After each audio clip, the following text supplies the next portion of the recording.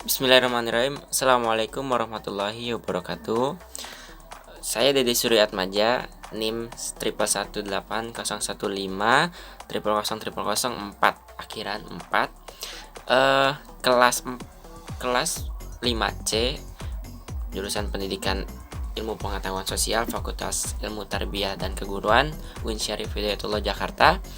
Eh ini adalah video ini dibuat sebagai ujian tengah semester mata kuliah Ekonomi Islam yang diampu oleh Bu Neng Sri Nuraini. Isinya tentang presentasi makalah yang telah kita buat sebelumnya. Jadi awalnya Bu Neng menugaskan untuk setiap mahasiswa mengirimkan satu judul buku terkait ekonomi Islam. Setelah itu pilih salah satu bab yang menurut mahasiswa yang tertarik, materi yang paling ingin dipelajari oleh mahasiswa. Nah, lalu dibuatkan makalahnya beserta PowerPoint-nya, beserta slide-nya ya maksudnya. Nah, di sini saya mengambil materi tentang konsep dasar ekonomi makro Islam atau makroekonomi Islam. Ya. Nah, ini berdasarkan makalah yang telah saya buat dengan judul yang sama, konsep dasar ekonomi makro Islam. Oke, selanjutnya di awal ini sebagai pendahuluan identitas bukunya yang saya kumpulkan dan menjadi rujukan utama dari makalah yang saya buat, berjudul Ekonomi Syariah untuk Sekolah Menengah Atas Kelas 10. Ini tersedia di laman internet secara gratis, bisa diakses secara gratis.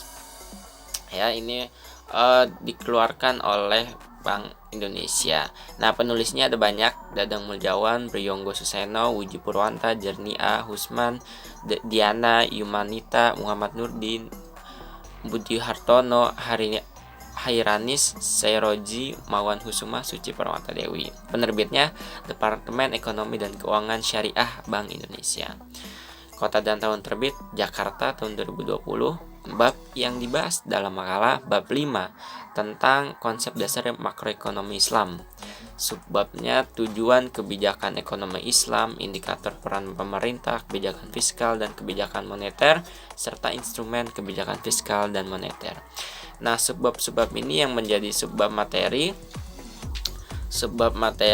yang subbab dari makalah saya, subjudul dari makalah yang saya ingin presentasikan. Selanjutnya, ini yang pertama, tujuan kebijakan ekonomi Islam. Di dalam makalah yang saya buat, tujuannya ada dua, terbagi menjadi dua, setidaknya menjadi tujuan primer dan tujuan sekunder.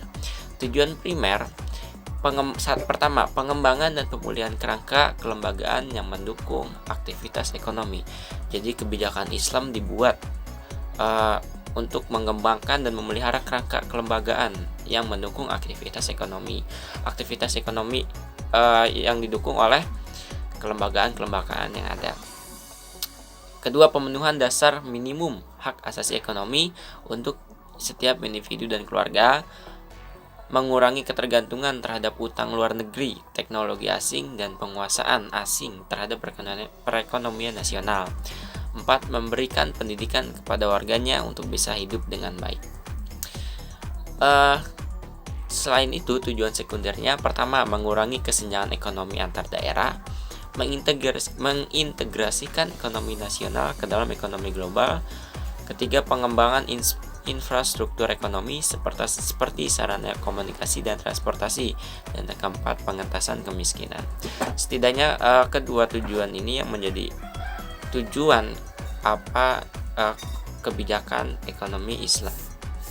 Gitu ya. Jadi kebijakan yang dibuat harus mengacu pada tujuan-tujuan ini. Kedua tujuan ini, tujuan primer maupun tujuan sekunder. Selanjutnya ada indikator ekonomi Islam.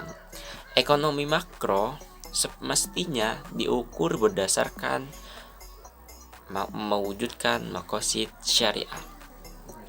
Ya. Jadi seluruh kebijakan yang ada dalam makroekonomi dalam ekonomi Islam seharusnya bisa mewujudkan maqasid syariah. Maqasid syariah ini maksudnya adalah kegiatan ekonomi makro yang dapat memelihara, pertama, agama, 2, jiwa, 3, akal, 4, keturunan, 5, kekayaan. Jadi, ekonomi Islam dikatakan berhasil ketika kelima hal tersebut dapat terjaga dengan baik. Baik itu agamanya, jadi kebijakan yang dikeluarkan tidak mengganggu keadaan atau kondisi agama, terutama agama Islam ya. Lalu jiwanya, akalnya, keturunan, seperti misalkan kebijakan-kebijakan yang dikeluarkan jangan sampai misalkan contohnya melegalkan hal-hal yang haram, makanan dan minuman yang haram.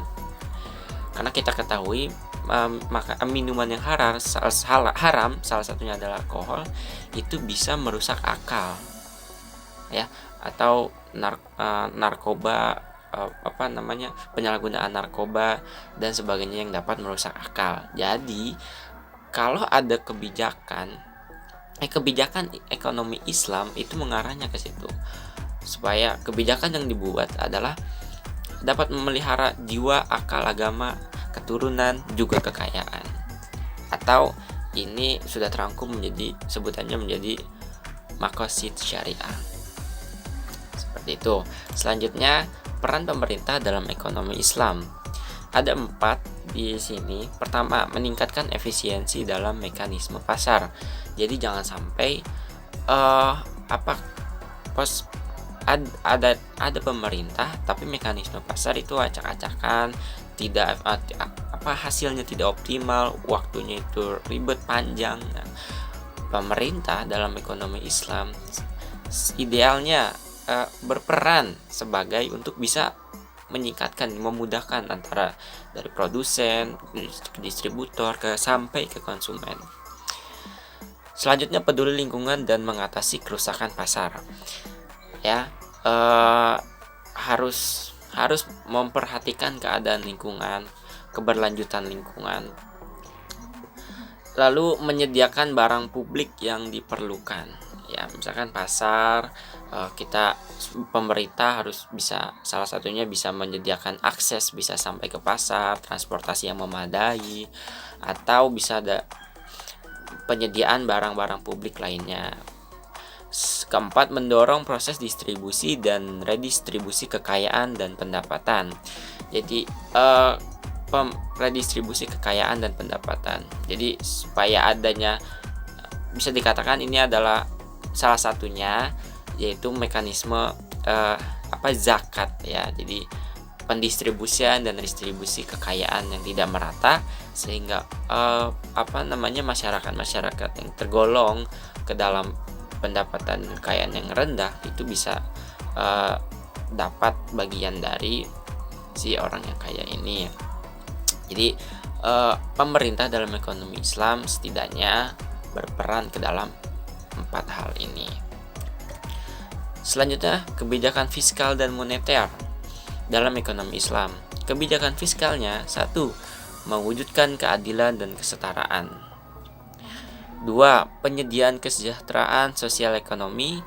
3, mendorong pertumbuhan ekonomi atau pemanfaatan sumber daya ekonomi. 4, memperbaiki moralitas dan budaya ekonomi masyarakat. Kebijakan moneternya dalam ekonomi Islam mewujudkan kesempatan kerja penuh dan tingkat pertumbuhan ekonomi yang optimal, mewujudkan keadilan sosial ekonomi dan distribusi pendapatan dan kekayaan yang sepadan, menjaga stabilitas mata uang negara. Selanjutnya, ada instrumen kebijakan fiskal dan moneter.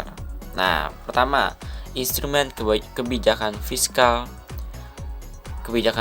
dalam Islam. Ada zakat mal, ya. Ada pajak, usyur, jizyah, kharaj, pemasukan lainnya dari fai, ghanimah, nawaib, kafarat, sedekah, infak, wakaf, dan penerbitan sukuk. Sedangkan instrumen kebijakan moneter dalam Islam terdiri dari operasi pasar terbuka, cadangan wajib minimum, pembiayaan selektif yang berorientasi falah, himbauan moral tanpa bunga, dan sistem bagi hasil. Itu adalah instrumen-instrumen kebijakan fiskal dan moneter dalam ekonomi Islam. Selanjutnya ada instrumen kebijakan fiskal dan moneter. Ini masih lanjutannya. Ada singkatan-singkatan tertentu yang terdapat dalam ekonomi Islam di Indonesia, ya. Ada GWM, sertifikat DMA, SBIS, SBSN. Giro wajib minimum, sertifikat investasi mudharabah antar bank syariah, sertifikat Bank Indonesia Syariah, surat berharga syariah negara atau sukuk negara. Nah, kesimpulan. Pertama, tujuan kebijakan makroekonomi Islam yaitu tercapainya falah, baik melibatkan kebijakan fiskal, moneter ataupun bauran kebijakan maupun keduanya. Kedua, untuk mengkompromikan berbagai tujuan tersebut diperlukan campur tangan pemerintah dalam perekonomian yang dikenal dengan kebijakan ekonomi. 4 perannya pemerintah dalam perekonomian Islam: meningkatkan efisiensi dan keadilan mekanisme pasar, peduli lingkungan, menyediakan barang publik, mendorong proses distribusi dan redistribusi kekayaan yang adil. Ketiga, berdasarkan keempat fungsi di atas dilahirkan berbagai instrumen kebijakan yang telah disebutkan tadi. Setiap instrumen kebijakan fiskal maupun moneter harus terbebas dari hal-hal yang diharamkan, seperti tingkat bunga, spekulasi, dan insentif perjudian. Sampai sini presentasi yang bisa saya sampaikan. Kurang lebihnya mohon maaf. Terima kasih. Wassalamualaikum warahmatullahi wabarakatuh.